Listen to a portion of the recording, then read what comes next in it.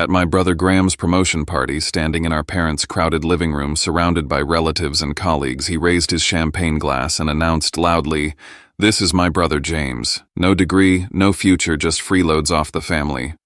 Everyone laughed. My parents beamed at him proudly. My Aunt Vivian nodded knowingly. My cousin Chloe smirked. I felt every eye on me waiting for me to crumble. Instead, I smiled, lifted my own glass and said clearly, "Cheers, this is the last time any of you will see me." Then I walked out. The room went completely silent. The evening had started so differently. I'd arrived at my parents' house in the Northwood suburb of New Jersey, carrying a gourmet chocolate layer cake I'd spent hours perfecting. The recipe was complicated, requiring constant attention, but I wanted to bring something special. I wore my best suit, a charcoal gray number I'd bought on sale specifically for tonight. I was excited, genuinely hopeful, because I thought this evening would finally be my chance to share some good news of my own. The house was already full when I arrived. Graham's colleagues from his consulting firm mingled with our extended family. Everyone dressed in business casual, drinks and hand laughter filling every corner. My mother took the cake from me with barely a glance, setting it on the kitchen counter among the catered appetizers without comment. My father was already deep in conversation with Graham's boss, gesturing animatedly about something. Nobody asked how I was doing. Nobody asked about my week. I was used to it by now, but it still stung a little. What they didn't know, what nobody in that room understood, was the history that had brought me to this moment. Years ago, when I was 22, I'd been halfway through my junior year at the State University of Meridian studying digital arts. I'd loved it. Every project, every class, every late night in the computer lab felt like I was building towards something real. But then my father had a heart attack. It happened suddenly, violently on a Tuesday morning at his small manufacturing business. Triple bypass surgery, months of recovery. And during those months, the business nearly collapsed. Orders were missed.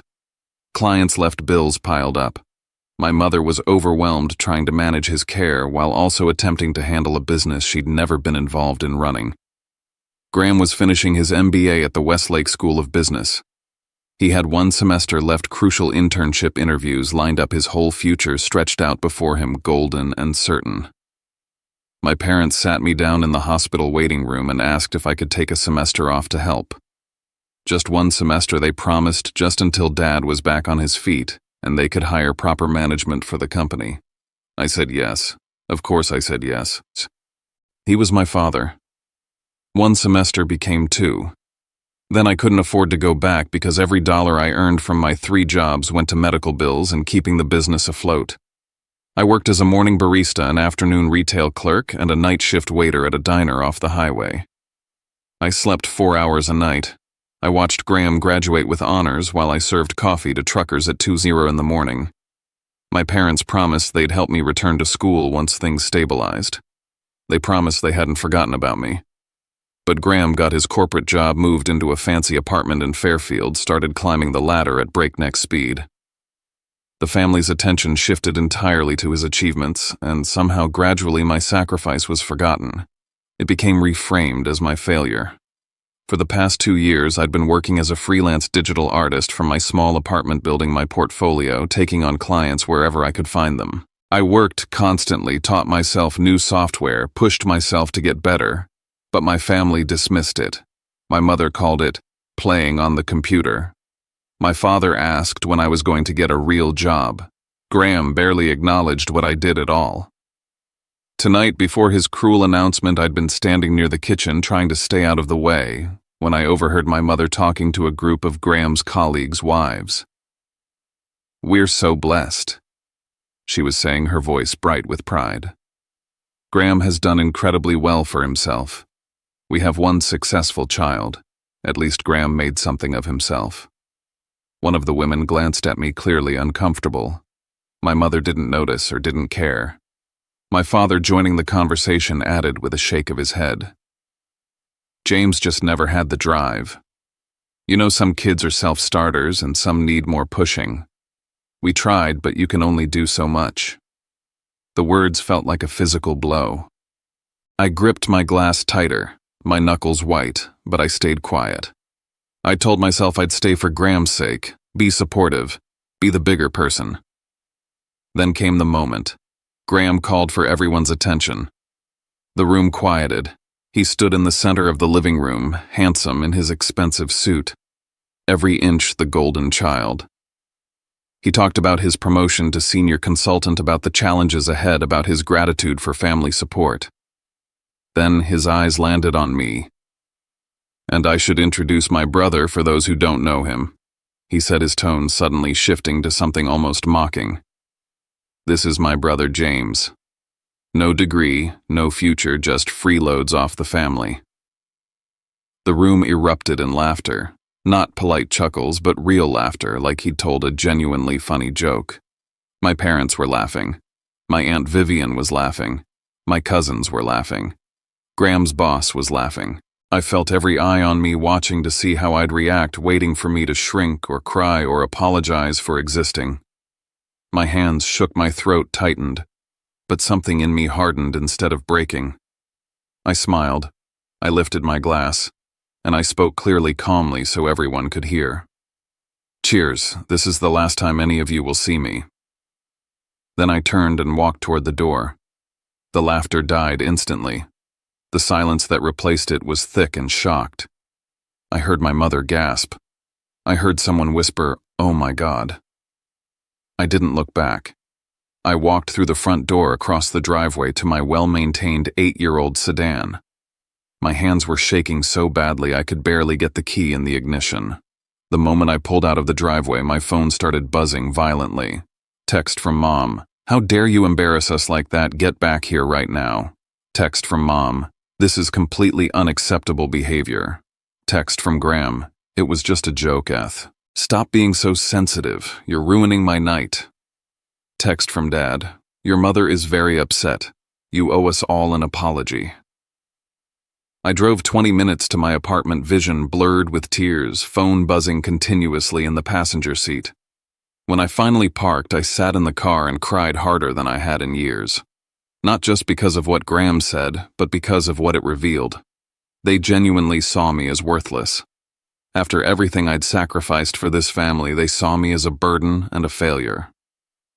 I went inside, climbed the stairs to my second-floor studio, and collapsed on my bed. I blocked all their numbers, every single one. Then I cried until I had no tears left, grieving the family I thought I had, mourning the people I wish they could be.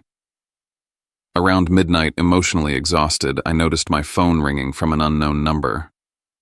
I almost didn't answer. I was done with my family, done with their demands. But something made me pick up. Hello? Hi, is this James Hayes?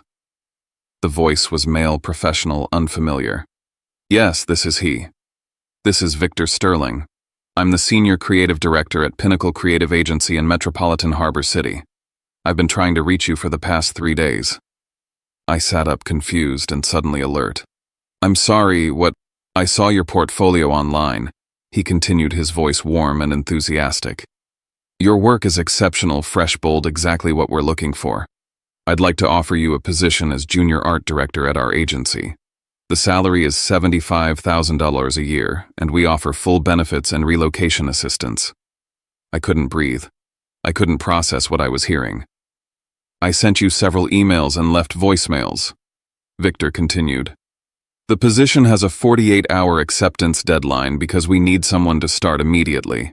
I know this is sudden, but I really hope you'll consider it. My laptop was across the room. I stumbled to it, opened my email with shaking hands. There they were. 3 emails from Pinnacle Creative Agency, a formal offer letter, benefits package, everything official and real. I started, my voice cracking. I need to think about it. Of course, Victor said kindly. But I do need to know by Friday at 5. I really hope you'll say yes, James. I think you'd be an incredible fit here. We said goodbye. I hung up. Then I pulled up the voicemails I'd been ignoring for days because I'd been too busy preparing for Graham's party. There were 3 from Victor, each one more eager than the last. This was real. This was happening. A major metropolitan Harbor City advertising agency wanted me. They'd found my portfolio from the open call I'd submitted months ago, a submission I'd spent 3 weeks perfecting while my family mocked me for wasting time. I looked around my small apartment at the life I'd built here despite everything, and I realized something profound. I had nothing keeping me in New Jersey. No friends nearby anymore because I'd been too busy working to maintain relationships. No family who valued me. Nothing but fear of the unknown. And I was done being afraid. I didn't sleep that night. I sat at my laptop reading and rereading the offer letter from Pinnacle Creative Agency, trying to convince myself it was real. $75,000 a year. In New Jersey, working my freelance jobs and scraping by, I'd made maybe $35,000 last year. This was more than double. This was a life. By dawn, I'd made my decision. I opened my email and typed a response to Victor Sterling. Dear Victor, I'm honored and thrilled to accept your offer. Thank you for believing in my work. I'm ready to start as soon as possible. Best, James. I hit send before I could second-guess myself. Within an hour, while I was making coffee with shaking hands, Victor responded. He was clearly delighted. He sent onboarding paperwork, a start date 2 weeks away, and contact information for a relocation specialist who could help me find an apartment in metropolitan Harbor City. The next 2 weeks passed in a blur of logistics and determination. I gave notice on my apartment, my landlord surprisingly understanding. I packed everything I owned into boxes, which wasn't much. Clothes, books, my computer equipment, kitchen basics. My whole life fit into my small car with room to spare. Not once did my family call. They were clearly waiting for me to apologize, to come crawling back, admitting I'd overreacted. I didn't reach out either. Every day that passed in silence made me more certain I was making the right choice. Moving day arrived on a gray Saturday morning. I loaded the last box into my car, took one final look at the apartment where I'd spent 2 years building myself back up from nothing, and drove away. I didn't feel sad. I felt free. Metropolitan Harbor City was overwhelming in the best possible way. The relocation specialist had helped me find a tiny studio apartment in the Bayview district, affordable on my new salary, a 40-minute subway commute to the agency's midtown office. It was smaller than my New Jersey place, but the windows faced east and morning light flooded in, and somehow that felt like a metaphor for everything. My first day at Pinnacle Creative Agency, I was terrified. The office occupied 3 floors of a glass tower near the financial district. Everything was sleek, modern, buzzing with creative energy. People my age and older moved through the space with purpose and coffee cups, talking about campaigns and clients and deadlines. Victor met me in the lobby, warm and welcoming, exactly as he'd sounded on the phone. He was maybe 45 with graying hair and kind eyes, dressed in what I'd learned was the agency uniform, dark jeans and a blazer. James, welcome. We're so glad you're here. He showed me around, introducing me to what felt like 100 people whose names I immediately forgot. But 3 names stuck. Leo, funny and encouraging, a copywriter with a sharp wit and an easy laugh.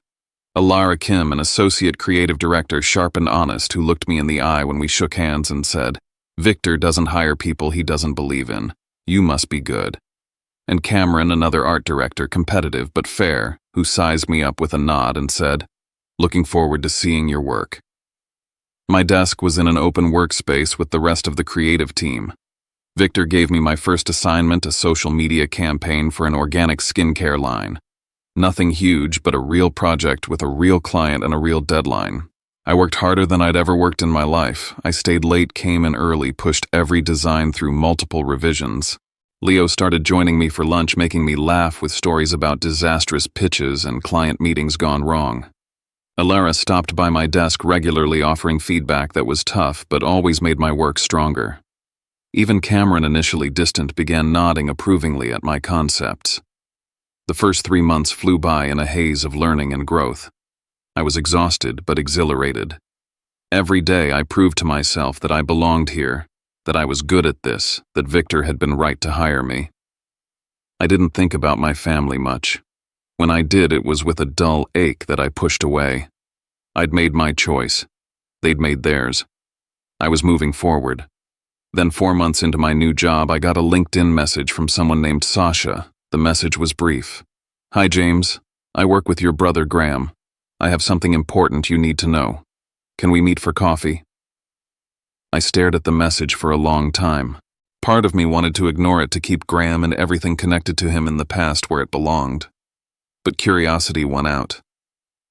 We met on a Saturday afternoon at a coffee shop in the Heights halfway between our apartments. Sasha was around 30, dressed casually with short dark hair and a serious expression. She got straight to the point. "I'm going to be blunt," she said, stirring her latte. "Graham has been taking credit for your work." My stomach dropped. "What?" "About 8 months ago, Graham asked you to design some presentation materials for him right as a favor." I remembered. He'd called me out of the blue, unusually friendly, saying he had an important client pitch and needed some graphics. Could I help? It would take me just a few hours, he'd said. It was a chance to do something nice for my brother, to maybe rebuild our relationship. So I'd done it. I designed an entire slide deck, professional and polished. He told our boss and the partners that he designed those materials himself, Sasha continued. He got a commendation for creative initiative. It was part of his promotion package, part of why he got bumped up to senior consultant. I felt sick. "How do you know?" "I saw your portfolio online a few weeks ago," she said. "I was looking for a designer for a personal project and someone recommended your site. I recognized the presentation designs immediately. Same style, same elements. I checked the metadata on the files Graham submitted. They were created months before he claimed to have made them, and the original author properties had been stripped." She pulled out her phone and showed me screenshots, emails, file properties, timestamps, everything proving that Graham had taken my work and claimed it as his own. "Why are you telling me this?" I asked, my voice barely above a whisper. Sasha's expression hardened. "Because Graham is arrogant and takes credit for other people's work regularly. I'm tired of it. And because what he did to you was theft. You deserve to know."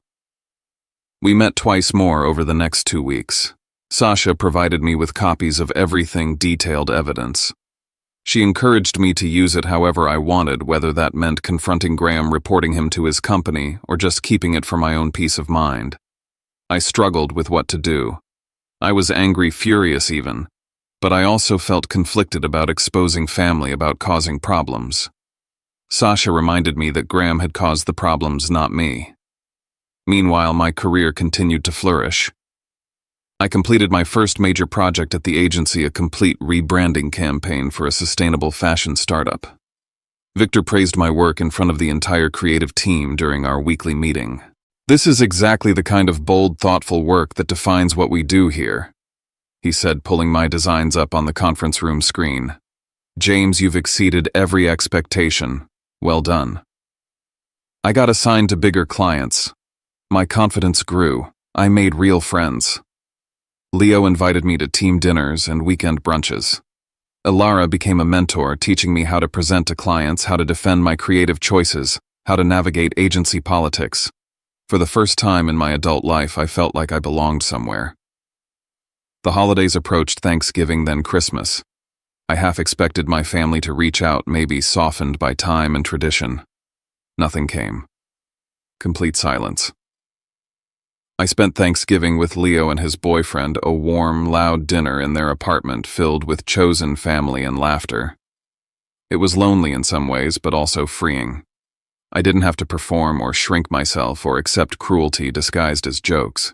I realized I'd been waiting for an apology that would never come. My family didn't think they'd done anything wrong.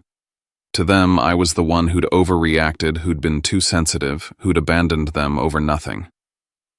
2 days before Christmas, my phone rang from a number I didn't recognize. I'd learned my lesson about ignoring unknown calls, so I answered. "James." My mother's voice. My heart clenched. "Mom." "Oh, thank goodness. I've been trying to reach you. You blocked our numbers." Her tone was accusatory, not apologetic. "I needed space," I said carefully. "Well, I'm calling because Graham's wife, Melissa, is pregnant. We're throwing a celebration in January and we need everyone to contribute financially. It's going to be a big party, and we're asking all family members to pitch in $400 each." I couldn't believe what I was hearing. No, "How are you?" No, "We miss you." No acknowledgement of what had happened, just a request for money. We know you left in a huff, my mother continued. But family is family, and we need everyone to help out. This is important. Something inside me turned to ice. I'm not sending money. Excuse me. I said no. I'm not contributing to a party for a family that treated me the way you all did. James, don't be ridiculous. That was months ago. Graham barely even remembers what he said. You're holding a grudge over a silly joke. It wasn't a joke, Mom, and I'm done pretending it was. I hung up. My hands were shaking, but I felt powerful. I'd stood my ground. That evening, still processing the conversation, I received an unexpected email. It was from a company called Axiom Technologies, a major tech firm based in Providence. They were requesting proposals from several agencies for a complete brand overhaul. The project was worth millions. Victor called an emergency team meeting. This is huge, he said, his excitement barely contained. Axiom is one of the biggest names in cloud computing. If we land this, it changes everything for our agency. He looked directly at me. James, I want you to lead this pitch. The client specifically requested someone with your design style. They found your work in their industry research and asked for you by name. My jaw dropped. They asked for me. Victor confirmed, smiling. This is your moment. I believe in you. The pitch presentation was scheduled for mid-January. I looked at the date Victor circled on the calendar and my stomach twisted. It was the same day as Graham's baby shower, the exact same day, and the presentation was in Providence, just 90 minutes from my family's home in New Jersey. I'd be in their region closer than I'd been in months, and they'd have no idea I was there. They'd never know about my success, my opportunity, my life. Something about that felt exactly right. I threw myself into preparing the Axiom pitch with an intensity that surprised even me. This wasn't just about landing a client. This was about proving once and for all that I was exactly who I'd always known I could be. The team worked around the clock. Leo and I brainstormed concepts late into the night, fueled by coffee and takeout. Ilara pushed me to think bigger, bolder, to take creative risks that terrified and excited me. Even Cameron, usually focused on his own projects, stayed late to offer feedback on my design mock-ups. Axiom Technologies was known for their cutting-edge technology but outdated branding. They needed a complete visual overhaul, something that would position them as innovative and trustworthy without alienating their existing corporate clients. I designed something revolutionary, combining clean, minimalist aesthetics with interactive digital elements. The concept was modern, but not trendy, sophisticated, but not stiff. Victor reviewed my work and actually stood up from his chair. This is it, he said quietly. This is exactly what they need. James, you're going to blow them away. 1 week before the pitch, my phone rang. Different number again.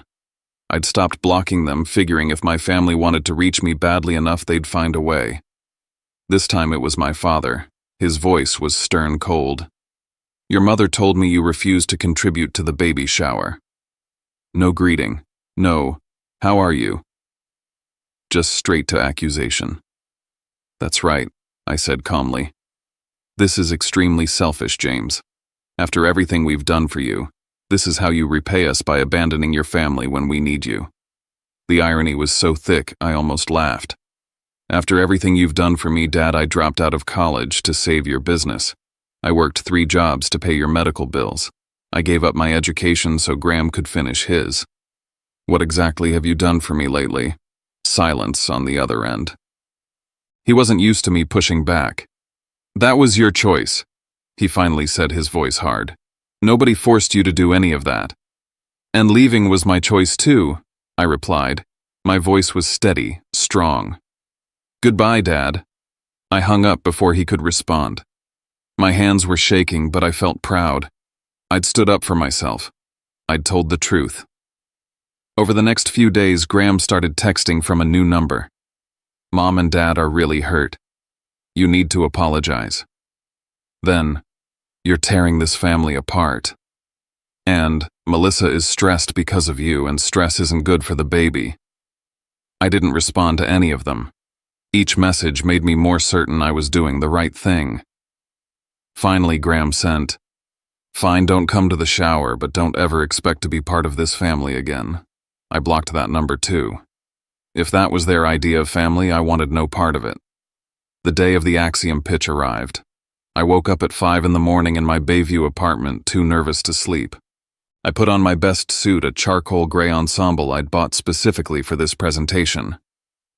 I looked at myself in the mirror and saw someone I barely recognized, confident, professional, successful.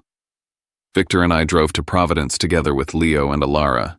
The entire drive they hyped me up, reminding me how good my work was, how prepared I was. Victor kept saying, "Just be yourself.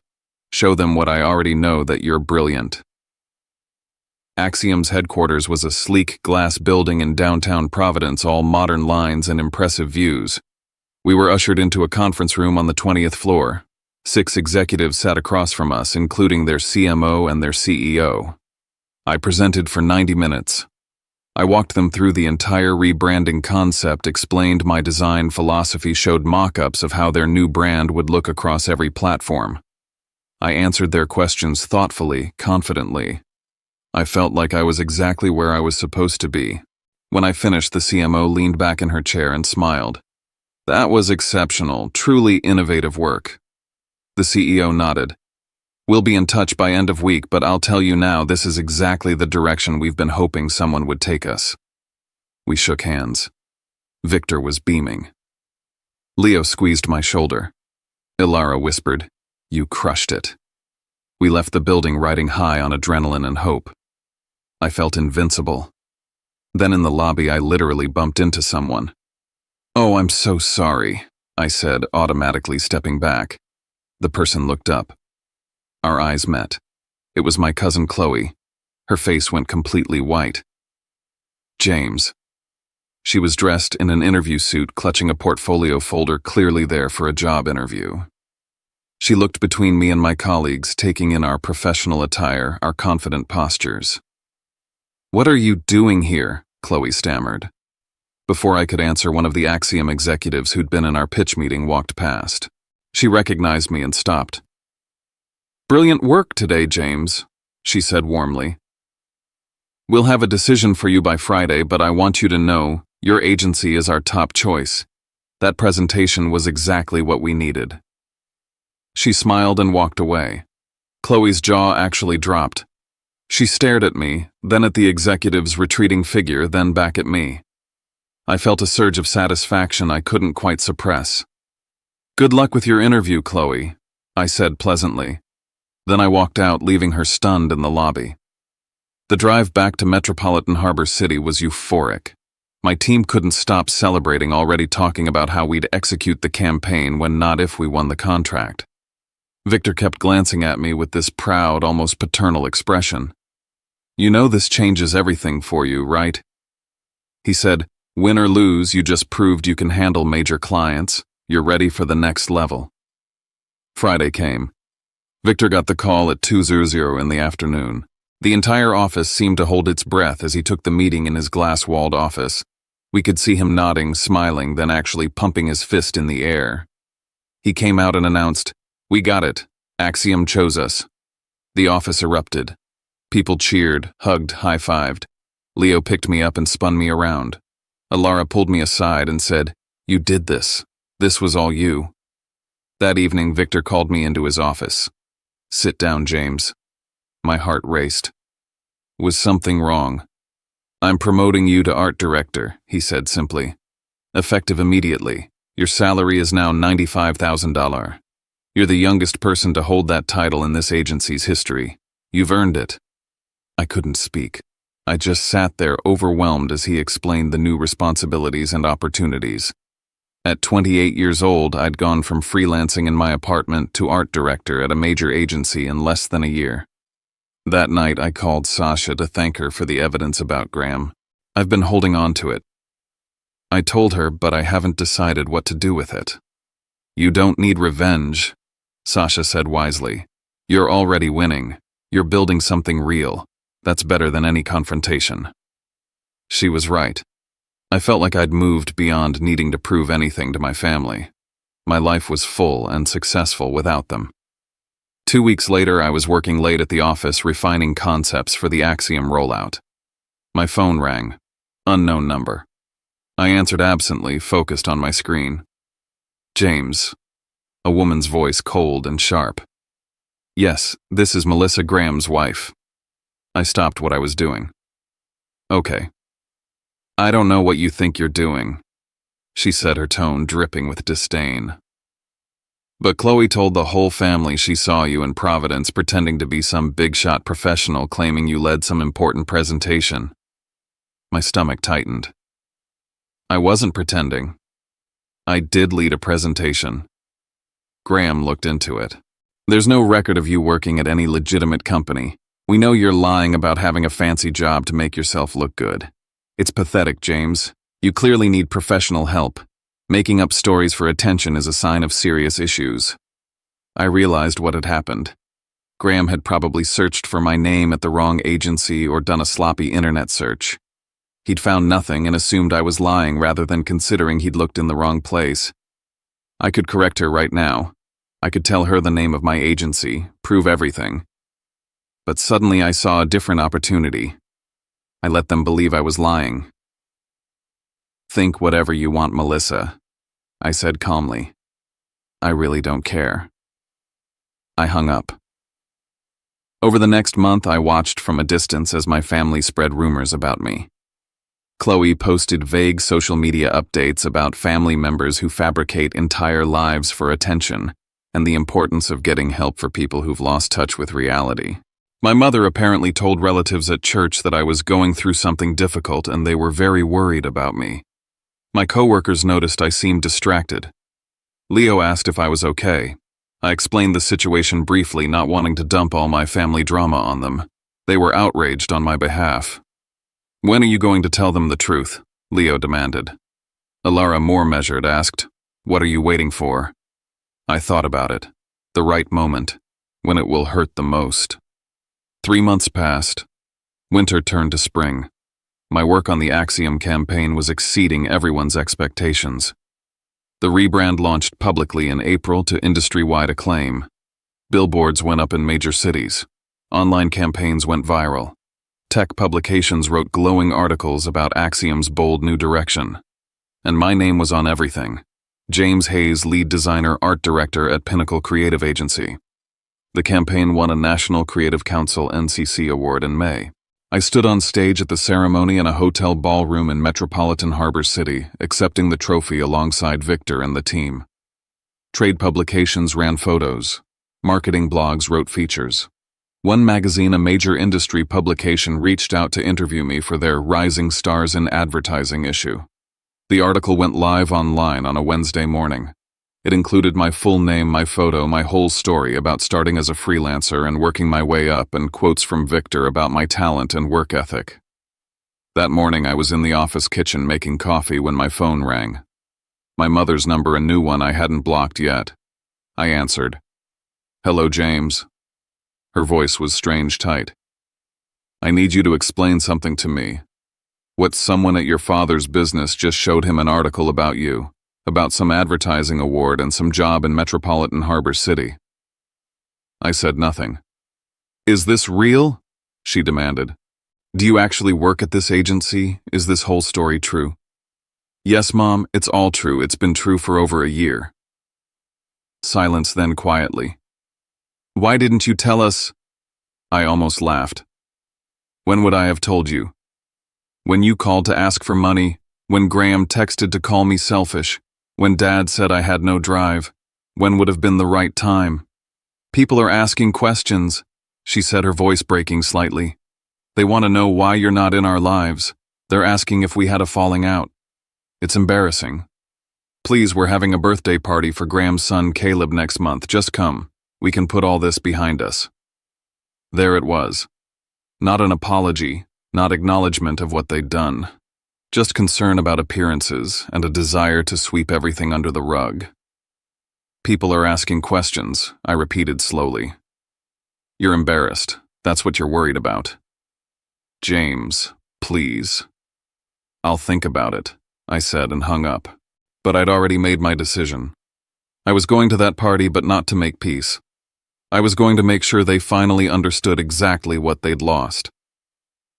Over the next 2 weeks, I received messages from various family members, each one more surreal than the last. My father texted, "We're proud of what you've accomplished. Come celebrate with us." As if he hadn't told me I lacked drive just months ago. Graham texted, "Hey bro, saw your article. That's really cool. Let's catch up soon." Casual and friendly, like he hadn't mocked me in front of 50 people and stolen my work. My Aunt Vivian called and left a voicemail. "Sweetheart, we always knew you'd do well eventually. Can't wait to see you at little Caleb's party. It'll be just like old times." Every single message rewrote history, erased the cruelty, pretended the humiliation had never happened. They wanted access to my success now, wanted to bask in reflected glory, wanted to tell their friends about their son, brother, nephew who worked in advertising in metropolitan Harbor City. I showed the messages to Alara during lunch one day. She read them with increasing fury, her normally composed expression darkening. "They want to use you," she said bluntly. "They didn't value you when they thought you were worthless. Now they want to claim you because you're successful. Don't let them." "I'm going to the party," I said. She looked surprised. "Why?" "Because they need to hear the truth. They need to understand what they did. And they need to hear it in front of everyone the same way they humiliated me." Alara studied me for a long moment, then nodded slowly. "Okay, but be careful. Make sure you're doing this for the right reasons." I thought about her warning.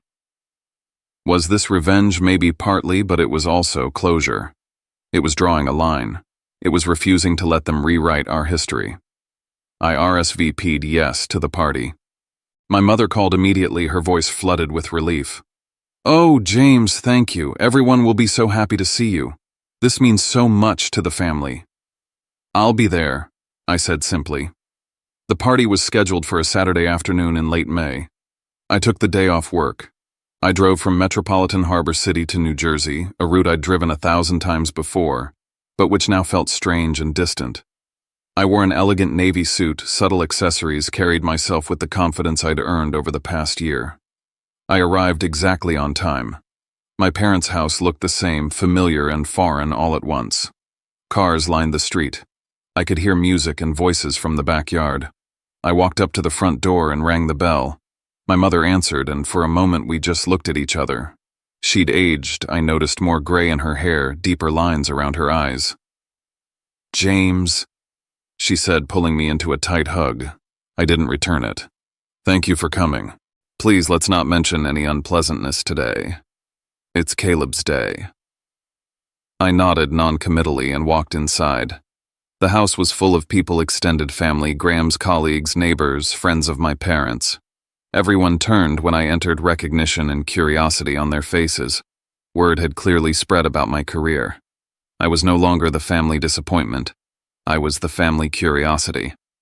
My father approached, hand extended for a formal handshake. "Good to see you, sweetheart." Graham came over with Melissa, who was holding 1-year-old Caleb.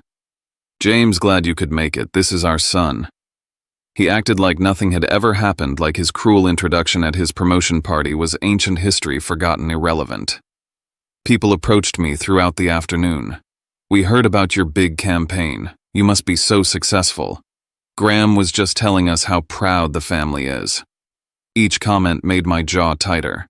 I smiled politely, gave vague answers, watched my family construct a new narrative in real time. Graham kept steering conversations, inserting himself into stories about my career, hinting at how supportive he'd always been. Chloe avoided eye contact, staying on the opposite side of the yard whenever I was near. After about an hour, Graham stood up on the back deck and called for everyone's attention. The yard quieted. He had Caleb in his arms, the picture of successful fatherhood. "I just want to thank everyone for coming to celebrate Caleb's first birthday," he said, his voice carrying across the lawn. "This past year has been incredible, becoming a father, watching my family grow, having everyone we love around us." He looked directly at me. "I'm especially glad my brother could be here today. We've always been close, and family means everything to me." The lie was too blatant, too much. I felt something inside me snap. I stood up. "Actually," I said, my voice clear and steady, "I'd like to say a few words." My mother's face went pale. My father looked alarmed, but everyone else nodded encouragingly, assuming I was going to give some sweet brotherly toast. I walked to the center of the yard, standing where everyone could see me. 18 months ago, I began. I came to a party at this house, Graham's promotion party, and in front of everyone gathered here, Graham introduced me like this. I paused, looking at each family member. He said, "This is my brother James. No degree, no future, just freeloads off the family." And everyone laughed. My parents laughed. My aunt laughed. My cousins laughed. Graham's colleagues laughed. The yard had gone completely silent. People looked uncomfortable, shifting in their seats. Graham's face was turning red. I walked out that night. I continued. I said it was the last time any of you would see me, and I meant it. For 18 months, none of you called to apologize. None of you checked if I was okay. None of you acknowledged what happened. My mother started to speak. I held up my hand. Let me finish. What you don't know is that I dropped out of college to save this family. When Dad had his heart attack when the business was failing, I left school. I worked 3 jobs to pay medical bills. I gave up my education so Graham could finish his MBA. I sacrificed my future for this family. I pulled out my phone, opened the files Sasha had given me, and then Graham asked me to design presentation materials for him. I did it as a favor. He told his boss he'd designed them himself. He got a commendation for it. It was part of why he got his promotion. The promotion we were celebrating that night. I have the proof right here. Emails, filed, timestamps, everything. I held up my phone, started passing it around. People looked at the evidence, then at Graham. His face was bright red now, Melissa staring at him in shock. I rebuilt my life without any of you, I said. I moved to Metropolitan Harbor City. I got hired by a major advertising agency. I led the campaign that won a major industry award. I'm an art director now, making $95,000 a year. I did all of that alone with no help from this family. I looked at each of them. My mother, my father, Graham, Chloe, everyone. I came here today to give you one last chance to apologize, to acknowledge what happened, to show me you understood how much you hurt me. My voice was steady, but tears were streaming down my face now. But all you've done is pretend. You're not proud of me. You're embarrassed that you were wrong about me. You don't want a relationship. You want the appearance of one. The silence was absolute. My mother had tears running down her face. My father looked stricken. Graham couldn't meet my eyes. I forgive you, I said quietly, because holding on to anger only hurts me. But I'm done. I'm done pretending we're a family. You made your choice at Graham's party 18 months ago. I'm making mine now.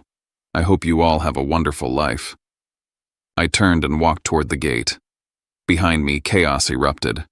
My mother was calling my name. People were talking all at once. I heard Melissa's voice raised at Graham, demanding explanations. My mother caught up with me at my car. "James, please don't go. We can fix this." I turned to face her. "Mom, I love you, but I deserve better than this. I always deserved better." "We're sorry," she said, crying openly now. "We're so sorry. Please don't leave." I shook my head gently. "I already left 18 months ago. You just didn't notice." I got in my car and drove away. This time I wasn't running away hurt. I was walking away healed. The drive back to Metropolitan Harbor City felt different than any drive I'd ever taken. My hands were steady on the wheel. My heart, though heavy, felt lighter somehow. I'd said what needed to be said. I'd drawn the boundary that needed to be drawn. My phone buzzed constantly in the passenger seat, but I didn't look at it until I was safely parked outside my Bayview apartment 2 hours later. 17 missed calls, 32 text messages. I scrolled through them briefly. From Mom, "Please call me. We need to talk."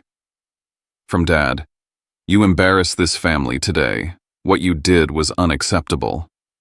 From Graham, "You had no right to bring up that design stuff. You're making me look bad at work." Even in crisis, even after being exposed, he was only worried about himself. There was one message that surprised me, though. From Melissa, I didn't know about the designs.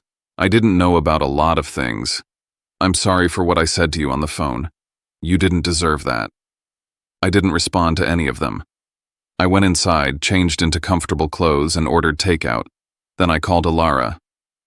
"How did it go?" she asked immediately. I told them everything in front of everyone. And I left.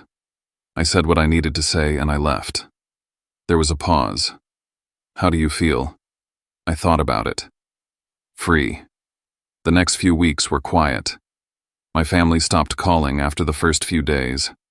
I wondered if they'd finally accepted my decision or if they were simply regrouping. Either way, the silence was a relief. Work became my focus and my sanctuary. The Axiom campaign was performing beyond projections, and we'd started getting inquiries from other major tech companies who'd seen our work. Victor kept assigning me bigger projects, trusting me with more responsibility. In June, I met Olivia at a photography exhibition in the city. She was a freelance photographer showing a series on urban landscapes. We started talking about composition and negative space, and 3 hours later we realized the gallery was closing. She asked for my number. I gave it to her. Our first date was coffee that turned into dinner, that turned into walking around the city until midnight, talking about everything and nothing. She was kind, thoughtful, genuinely interested in my work. When I told her carefully about my family situation, she didn't try to fix it or minimize it. He just listened. "That took courage," she said simply. "Standing up for yourself like that." It was exactly what I needed to hear. Summer passed in a blur of good things. My relationship with Olivia deepened. My friendships at work grew stronger. Leo and I started a tradition of Sunday brunch. Alara became more than a mentor. She became a real friend. Someone I could call at midnight when I was anxious about a pitch. Someone who'd tell me the truth even when it was hard to hear. In August, Victor called me into his office. "Sit down, James." My heart jumped. I'd learned these conversations could go either way. He smiled. "I'm promoting you again, Senior Art Director. Your salary is now $110,000. You've earned it 10 times over." I was 29 years old and making more money than I'd ever imagined possible. More than Graham, I realized with a small private satisfaction. One evening in early September, I came home to find a thick envelope in my mailbox. The return address was my parents' house in New Jersey. My first instinct was to throw it away unopened, but something made me bring it inside. I sat on my couch for 10 minutes just looking at the envelope. Finally, I opened it. Inside was a letter 8 pages long, handwritten on my mother's stationery. "Dear James," it began. "I don't know if you'll read this. I don't know if I have the right to ask you to, but I need to try to explain, and more importantly, I need to apologize." I kept reading. She wrote about how she'd been thinking constantly since Caleb's party, about my speech, about my accusations, about everything I'd said. She wrote that she'd gone back through old photos and calendars reconstructing those years when I'd dropped out of school, and she'd been horrified to realize how much I'd sacrificed and how little they'd acknowledged it. "You were 22 years old," she wrote. "You should have been studying, going to parties, figuring out your life. Instead, you were working 3 jobs to save our family, and we let you. We took your sacrifice for granted, and then we punished you for the consequences of that sacrifice." She wrote about Graham's promotion party, about hearing my words and laughing along with everyone else without thinking about what she was doing. I was so proud of Graham that night. He'd worked hard for his promotion. But you'd worked hard too in ways we'd never recognized. And instead of celebrating you both, I participated in humiliating you. I laughed at my own son. I will regret that for the rest of my life. She wrote about the months of silence, about how they'd convinced themselves I was overreacting, being dramatic, throwing a tantrum. "We told ourselves you'd come back when you calmed down. We told ourselves it wasn't that serious. We were wrong. It was serious. What Graham said was cruel. What we did by laughing was crueler. And what we've done since trying to pretend it never happened was worst of all." She wrote about reading the article about my award, about realizing I'd built an entire successful career they knew nothing about. I was proud when I read it, but then I was ashamed because I realized I had no right to be proud. I hadn't supported you. I hadn't believed in you. I hadn't earned the privilege of celebrating your success. She apologized for calling to ask for money for trying to make me come to the baby shower as if everything was fine for spreading rumors that I was mentally unwell. We couldn't accept that you'd actually succeeded without us. It was easier to believe you were lying than to face the fact that we'd been completely wrong about you. The letter continued for 8 pages. A real apology taking responsibility. No excuses, no deflection, just truth. I don't expect you to forgive us, she concluded. I don't expect you to have a relationship with us again. You've built a good life and you deserve to protect it from people who hurt you, even if those people are your family. But I needed you to know that I see now what we did. I understand now what we lost. And I am deeply, truly sorry. I'm proud of you, James. Not because of your job or your success, but because you had the courage to walk away from people who didn't treat you with the respect you deserved. That takes strength. I'm not sure I have. I hope you're happy. I hope you're surrounded by people who value you the way you deserve. And I hope someday you can think of us without pain, with love and regret. Mom. I sat on my couch and cried, and not sad tears exactly, something more complicated, grief for what could have been. Relief that she finally understood. Gratitude that she'd written the letter. And still beneath it all, anger that it had taken this long. I didn't respond right away. I needed time to process, but I kept the letter. A week later, another envelope arrived. This one from Graham. Shorter, only 2 pages, but similar in tone. James, I've been doing a lot of thinking since Caleb's party. Actually, since long before that, but I wasn't honest with myself. Sasha came to me after you exposed the design theft. She resigned and told our partners the whole story. There was an investigation. I was formally reprimanded. I came very close to being fired. I'm on probation now, and I deserved all of it. I stole your work. I took credit for your talent. And worse, I mocked you publicly for not having the success I'd literally stolen from you. I was jealous. I've always been jealous of you, actually. You're naturally creative in ways I've never been. You make things beautiful. I just make spreadsheets. When you dropped out to help Dad, part of me was relieved because it meant I'd always be the successful one by default. That's a terrible thing to admit, but it's true. I built my career partly on your sacrifice and partly on your stolen work. And then I had the audacity to call you a freeloader. I'm ashamed. I'm sorry. I know that's not enough. And I know you don't owe me forgiveness, but I needed you to know that I understand what I did now. I'm trying to be better for Caleb. If nothing else, I want him to grow up seeing his father take responsibility, treat people with respect, value the people who matter. I failed at all of that with you. I'm sorry, Graham. I read his letter twice. It felt genuine, but I still wasn't ready to respond. I showed both letters to Olivia one evening over dinner at my apartment. She read them carefully, then looked at me. What do you want to do? I don't know, I admitted. Part of me wants to believe they've changed. Part of me thinks it's too late. Maybe it's both, Olivia said gently. Maybe they have changed, and maybe it is too late for things to go back to how they were. But that doesn't mean there's no path forward at all, just a different one. I thought about her words for days. Finally, I wrote back to my mother. Not a long letter, just 1 page. Mom, thank you for your letter. Thank you for finally being honest about what happened. I appreciate that more than you know. I'm not ready for a relationship yet. I might not be ready for a long time, maybe years. But I appreciate your apology, and I'm open to the possibility of rebuilding something new eventually. It can't be what it was before, it has to be different. Built on honesty and respect. I need time. I need space. But I'm not closing the door completely. I hope you understand, James. I sent it. Then I tried to move forward with my life. Fall came. Then winter. My mother sent occasional emails, never pushy, just small updates about her life. Dad had started therapy. Graham was working on himself. Caleb was walking now. She missed me, but respected my boundaries. I didn't respond to most of them, but I read everyone. Graham's letter I left unanswered. I wasn't ready for that yet. Work continued to flourish.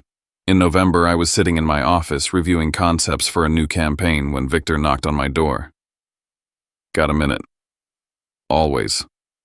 He sat down, looking almost nervous. "The partners want to see you. Conference room now." My stomach dropped. "Is something wrong?" "Just go," he said, but he was smiling. I walked to the conference room on shaky legs. The 3 partners who owned the agency were sitting at the table. They stood when I entered. "James," the senior partner, a woman named Ms. Roth, said warmly. "Please sit down." I sat. "We've been watching your work very closely," she continued. "Your campaigns have brought in 5 major clients in the past year. You've mentored junior designers brilliantly. You've represented this agency at industry events with professionalism and insight. Simply put, you've become invaluable to us." She slid a folder across the table. "We'd like to offer you the position of creative director. It comes with a salary of $145,000 profit sharing and a seat in our creative leadership meetings. You'd be the youngest creative director in our agency's 30-year history." I couldn't breathe. Creative director at 29 years old. "We need an answer by end of week," Ms. Roth said. "But I hope you'll say yes." I found my voice. "Yes, I absolutely say yes." They smiled, stood, shook my hand. "Welcome to leadership, James." That night, I celebrated with my chosen family, Olivia, Leo, Alara, Cameron, and Victor. We went to a restaurant, drank too much wine, laughed until we cried. These people who'd seen me at my worst and helped me become my best, who'd believed in me when my own family couldn't. This was my family now, and that was okay. 1 year after walking out of Caleb's birthday party, I was a completely different person, living a completely different life. Not different in the ways that showed on the surface, though there were plenty of those. Different in the ways that mattered. I'd learned to value myself. I'd learned that love without respect isn't really love at all. I'd learned that walking away from toxicity isn't giving up. It's choosing yourself. My apartment in the Bayview district had transformed into an actual home. Olivia had moved in months earlier, and suddenly the space that had always felt temporary became permanent. Her photographs hung on the walls next to my design work. Our books mixed on the shelves. We had routines, inside jokes, a life together that felt solid and real. Work was extraordinary. As creative director, I led a team of 12 designers and art directors overseeing campaigns for some of the biggest brands in the country. The Axiom rebrand had opened doors I'd never imagined possible. Tech companies, fashion brands, nonprofits. Everyone wanted Pinnacle Creative Agency, and specifically, they wanted me. I'd been featured in 3 major industry publications. I'd spoken at conferences. I'd mentored young designers who reminded me of myself, hungry and talented, and just needing someone to believe in them. One Thursday in late May, I was at my desk reviewing a pitch deck when my phone buzzed with a text from an unknown number. I almost ignored it, but something made me look. "Hi, James. This is Melissa Graham's wife. I know we haven't spoken since Caleb's party last year. I'm reaching out because Graham's birthday is next month and I'm planning a small dinner, just family. I wanted to personally invite you. No pressure, no expectations. I understand if you're not ready, but the invitation is genuine." I stared at the message for a long time. Then I showed it to Alara, who'd stopped by my office for a creative review. She read it and looked at me. "What's your gut telling you?" "I don't know," I admitted. "Part of me wants to go. Part of me thinks it's too soon." "What would going accomplish?" she asked. I thought about it. Maybe closure. Maybe seeing if anything has actually changed. And if nothing has changed, then I leave again. But at least I'll know for sure. I texted Melissa back. "Thank you for the invitation. I'll think about it and let you know." Over the next week, I thought about little else. I talked to Olivia, who supported whatever I decided. I talked to Leo, who was skeptical but understanding. I even called my therapist, a woman named Dr. Lynn I'd started seeing months earlier. "What are you afraid of?" Dr. Lynn asked during our session. "That they haven't really changed, that it'll be the same dynamic just with better words, that I'll get hurt again." "And what are you hoping for?" Honestly, I'm hoping they've actually done the work, that they've reflected and grown, that maybe we can build something new even if it's not what we had before. Those seem like reasonable hopes. Can you protect yourself if they're not met? Yes, I said, and I meant it. I can leave. I know how to leave now. I texted Melissa. I'll come to the dinner. Thank you for inviting me. The dinner was scheduled for a Saturday evening in mid-June at Graham and Melissa's house in Fairfield. I drove from the city with Olivia, who I'd asked to come with me for support. She held my hand the whole drive. If you want to leave at any point, she said, we leave. No questions asked. Graham and Melissa's house was beautiful, a restored colonial in a nice neighborhood. Kids' toys dotted the front yard. Wind chimes hung from the porch. Melissa answered the door. She looked nervous. James, thank you for coming. And you must be Olivia. She led us inside. The house was warm, lived in, filled with photos of Caleb at various stages of his short life. I felt a pang realizing I'd missed all of those moments. My parents were already there, sitting in the living room. They stood when I entered. My mother's eyes filled with tears immediately. James, she said, her voice breaking. Mom, Dad. I hugged them both briefly, stiffly. Graham came out from the kitchen wearing an apron, looking uncertain. Hey, Eth. Glad you came. We sat down to dinner around a table in their dining room. It was awkward at first, everyone too careful with their words. Nobody quite sure what to say. Caleb, now 2 years old, provided welcome distraction, chattering and throwing food and making everyone laugh. Halfway through the meal, my father cleared his throat. James, I want to say something. Everyone went quiet. I've been in therapy for 8 months, he said, his voice rough. Working through a lot of things, and one thing I've come to understand is how badly I failed you. After my heart attack, I asked you to sacrifice your future to save mine. And then I never acknowledged that sacrifice. I let you give up your education, and then I judged you for not having a degree. That's unforgivable. I'm deeply sorry. My mother spoke next. I wrote you a letter last year. I meant every word, but I need to say it out loud too. I failed you as a mother. I prioritized appearances and comfort over your well-being. When Graham humiliated you at his party, I should have stood up for you immediately. Instead, I laughed. I will carry that shame for the rest of my life. I'm sorry, sweetheart. I'm so sorry. Graham put down his fork. I've been working with a therapist too, and I've had to face some hard truths about myself. I was jealous of you, Eth. Always. You're talented in ways I'm not, creative and brave and genuine. I built my success partly on your work, and then I mocked you for not having success. Sasha's resignation forced an investigation at my firm. I was nearly fired. I'm still on probation, and I deserved all of it. I stole from you. I betrayed you. I'm ashamed of who I was. I'm trying to be better, but I know that doesn't undo the damage. I'm sorry. Melissa spoke last. I didn't know you before last year. I only knew what Graham told me, which was a biased version designed to make him look good. When you exposed the truth at Caleb's party, I was furious with Graham. We almost separated. We've been in couples counseling for a year. He's doing the work now. Really doing it. But I wanted you to know that I see you. I see what they did to you. And I'm sorry I was part of continuing that harm by calling you and accusing you of lying. You didn't deserve that. I sat there taking it all in. These apologies were different from the letter. They were public witnessed, harder to take back, and they felt genuine, but words were easy. I needed to know if anything had fundamentally changed. I appreciate all of that, I said carefully. I do, but I need to be honest. I'm not sure I can trust you yet. Trust is earned, and you destroyed mine. These apologies are a start, but they're just words. I need to see consistent change over time before I can consider having a real relationship with any of you again. My father nodded slowly. That's fair. That's more than fair. I need boundaries, I continued. I need to know that if I say no to something, it'll be respected.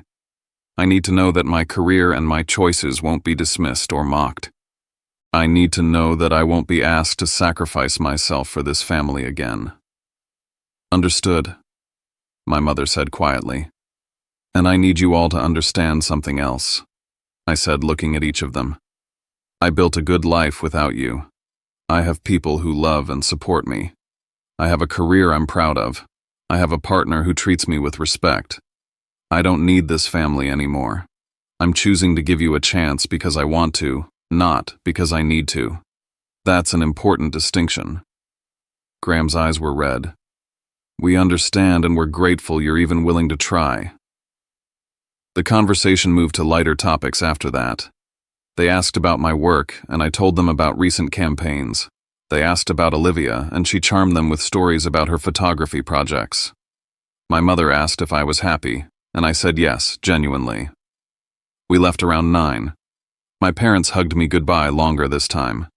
Graham shook Olivia's hand and thanked her for coming. Melissa walked us to the car. Thank you for giving us a chance, she said. I know we don't deserve it. We'll see, I said honestly. This is just a first step. In the car, Olivia asked, How do you feel? Cautiously hopeful, I said. They seem genuine, but I've been burned before. Take it slow, she said. You don't owe them anything. Over the next 6 months, my family proved they were serious about change. My mother sent occasional texts, always respectful of my boundaries, never demanding more than I was willing to give. My father sent a check for $50,000, the amount he calculated I'd spent on his medical bills in the family business. I almost sent it back, but Olivia convinced me to keep it. You earned that money, she said. You sacrificed for them. Let them make at least a partial financial amends.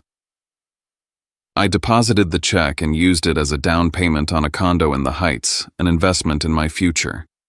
Graham reached out monthly, never pushy, sending updates about Caleb and his own progress in therapy. He'd started volunteering with a youth mentorship program, working with kids interested in business careers. He sent me a photo of himself with a group of teenagers at a career fair, looking genuinely happy, trying to be the kind of mentor I wish I'd been to you. His text read. Slowly, carefully, I began to let them back in. Not all the way. Not to the center of my life where they could hurt me again, but to the periphery where we could build something new. Christmas that year, I agreed to spend one day in New Jersey with the family. Just one day with Olivia as my buffer. It was strange, but not terrible. We exchanged gifts. Caleb, now 2.5, was fascinated by the art supplies I'd brought him. My mother cried when I gave her a framed photo of me accepting my creative director promotion, a visual reminder of the success I'd built without them. I'm putting this in the living room, she said.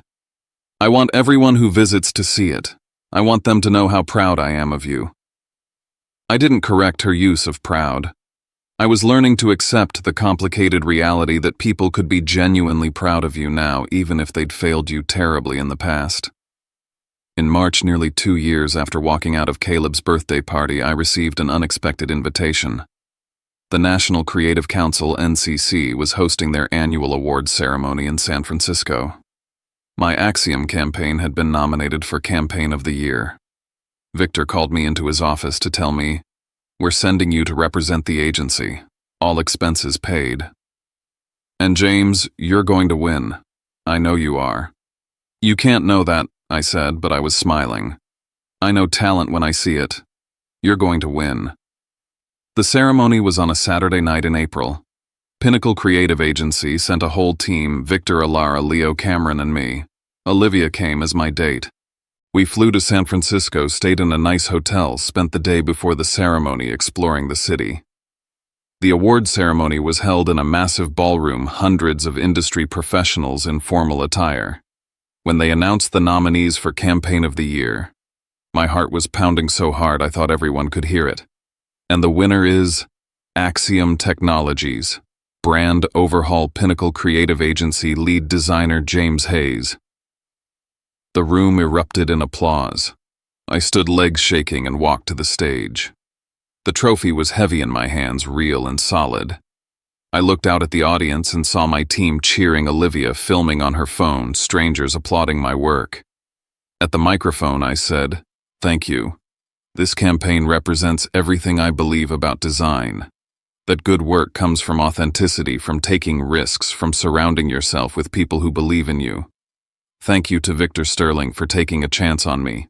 Thank you to my team at Pinnacle for pushing me to be better. And thank you to everyone who supported me on this journey. This means everything. I walked off stage and was immediately surrounded by congratulations, people wanting to shake my hand, photographers taking pictures. It was overwhelming and wonderful. Later that night, back at the hotel, I posted a photo of myself with the trophy on social media. I rarely used Instagram, but this felt worth sharing. Within an hour, messages started pouring in: industry colleagues, college acquaintances I hadn't spoken to in years, former clients, and then a text from my mother. "I saw your post. Sweetheart, I'm so incredibly proud of you. You did this all on your own. You earned this. Congratulations." For the first time, her pride didn't feel like an attempt to rewrite history or claim credit. It felt like genuine happiness for my success. I texted back, "Thank you, Mom. That means a lot." It was a small moment, but it mattered. We were building something new. Slowly, carefully, but genuinely. Months after winning Campaign of the Year, I was sitting in my office at Pinnacle Creative Agency on a Thursday afternoon when Ms. Roth, the senior partner, knocked on my door. "Do you have a minute?" Of course. She sat down, her expression serious but not unkind. "James, I'm going to be direct because I think you appreciate directness. We want to make you a junior partner. We're offering you an equity stake in the agency, a seat at the executive table, and a salary of $190,000. You've earned this 10 times over. What do you say?" I couldn't speak. At 30 years old, I was being offered a partnership at a major advertising agency. 6 years after my family had called me worthless. 3 years after I'd walked out of Graham's promotion party with nothing but my dignity, I was succeeding beyond anything I'd imagined possible. "Yes," I finally managed. "Absolutely, yes." Ms. Roth smiled. "Good. Welcome to partnership, James. You've earned it." That evening, Olivia and I celebrated with dinner at our favorite restaurant. We'd moved into our new condo in the Heights months earlier. A beautiful 2-bedroom with exposed brick and huge windows overlooking a tree-lined street. It felt like home in a way nowhere else ever had. "I'm proud of you," Olivia said, raising her wine glass. "Not just for the partnership, though. That's incredible. I'm proud of how you've rebuilt your life. How you've forgiven without forgetting, how you've let your family back in without letting them hurt you again." "I couldn't have done it without you," I said honestly. "You could have," she corrected gently. "But I'm glad you didn't have to." The relationship with my family had continued to evolve. We weren't close, not the way some families were, but we'd found a rhythm that worked. Monthly dinners, occasional phone calls, boundaries that everyone respected. My mother had stopped trying to rewrite history. My father had stopped offering unsolicited advice. Graham had stopped taking credit for things that weren't his. They'd done the work slowly, imperfectly, but genuinely, and I'd done my own work too. Learning to hold space for both the hurt they'd caused and the effort they were making. Now, one Saturday in October, I drove to New Jersey for Caleb's 3rd birthday party. This time, I went alone. Olivia was traveling for work, but I felt okay going by myself. That felt significant. Evidence of real healing. The party was in Graham and Melissa's backyard, decorated with superhero-themed balloons and streamers. Caleb had grown into a sweet, energetic kid who called me Uncle Eth and showed me every toy he owned. During the party, I found myself standing next to Graham at the grill. We watched Caleb play with his cousins in comfortable silence for a moment. "Can I tell you something?" Graham said quietly. "Sure. I'm grateful you walked out of my promotion party that night." I looked at him surprised. "I mean it," he continued. "What I said to you was one of the worst things I've ever done. And if you hadn't left, if you just accepted it and stayed, I never would have had to face what kind of person I'd become. Your leaving forced me to look at myself. It forced all of us to look at ourselves. I hate that I hurt you that badly, but I'm grateful that your response was strong enough to make us change." I didn't know what to say. "You saved yourself," Graham said. "But in a weird way, you saved me too. You showed me what it looks like to have boundaries, to demand respect, to choose yourself. That's a lesson I'm trying to teach Caleb now." that he never has to stay in situations where he's not valued. I'm glad you learned from it, I said finally. I really am. Me too.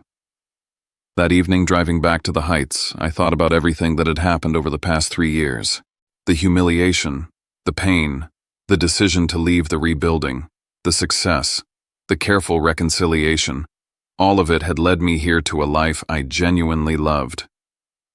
I thought about the boy I'd been at 22, dropping out of school to save her family, believing that sacrifice equaled love. I thought about the man I'd been at 27, crying in his car after being mocked by the people who should have protected him. And I thought about who I was now at 30, successful, loved, healed, whole. The journey had taught me things I couldn't have learned any other way. I'd learned that real family isn't about blood or obligation. It's about respect, support, showing up consistently, and choosing each other every day. My chosen family, Olivia and Leo and Alara and Victor and Dr. Lynn, had taught me what healthy relationships looked like. I'd learned that my worth was never determined by my family's opinion of me. For years I'd believed the narrative they'd created, that I was less than, that I'd failed, that I was a disappointment. Walking away had been the first step toward understanding that their perception wasn't reality. My value existed independent of their recognition. I'd learned that the hardest part of healing wasn't confronting the people who'd hurt me. It was forgiving myself for accepting their treatment for so long, for believing I deserved their cruelty, for staying silent when I should have spoken up. Self-forgiveness was harder than forgiving them had been. I'd learned that walking away from toxic situations wasn't giving up on family. It was choosing myself, valuing my own well-being, refusing to accept crumbs when I deserved a feast. And sometimes that choice was the bravest and most necessary thing you could do. I'd learned that success wasn't about proving people wrong. It was about building something so genuine and fulfilling that their opinions stopped mattering. I didn't win by destroying my family or making them suffer. I won by creating a better life, one built on my own terms, with people who valued me from the start. And I'd learned that healing wasn't linear. Some days I was angry all over again. Some days I mourned the family relationships that could never be fully restored. Some days I was at peace. All of those feelings could be true simultaneously.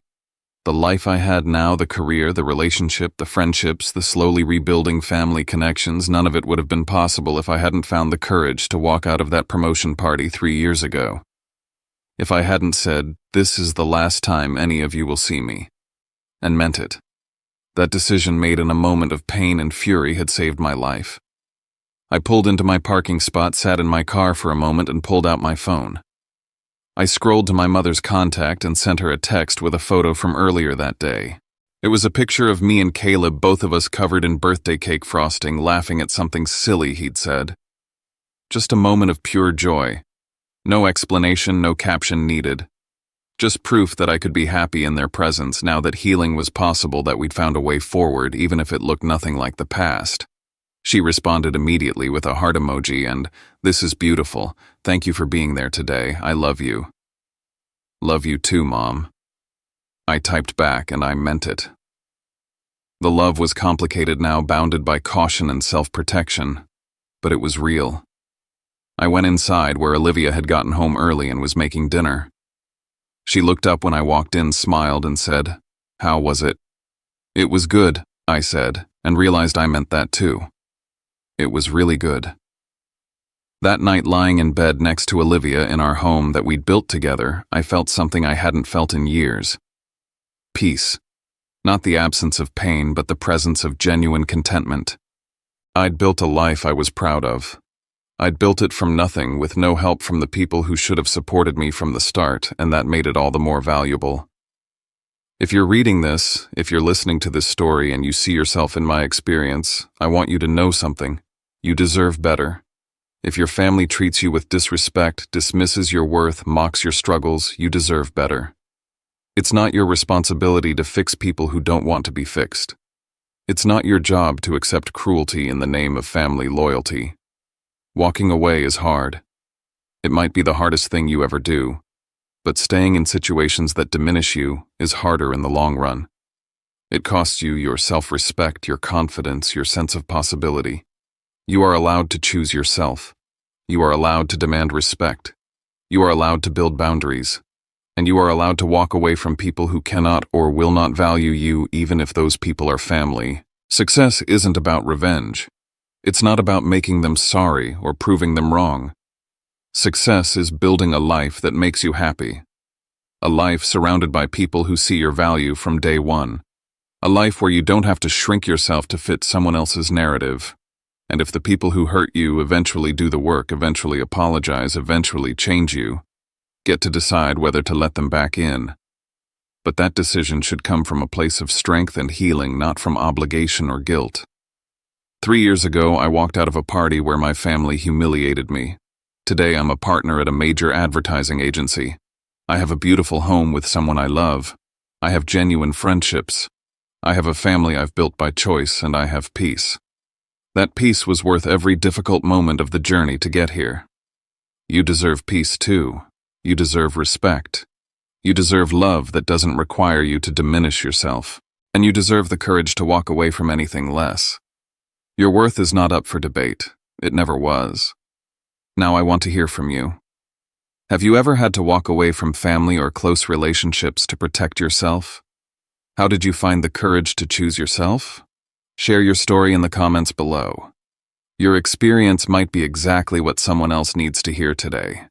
If this story resonated with you, please hit the like button. It helps more people find these stories when they need them most. And if you want to hear more real stories about overcoming family challenges, betrayal, and finding your own strength, subscribe to this channel and turn on notifications so you never miss a new story. Share this video with someone who needs to hear that it's okay to choose themselves, that walking away isn't giving up, and that the best revenge is building a life you're genuinely proud of. Thank you for listening to my story. Thank you for being part of this community where we support each other through the hardest moments. I hope my experience gave you something valuable. Whether that's validation, hope, courage, or just the knowledge that you're not alone. Take care of yourselves. You deserve good things.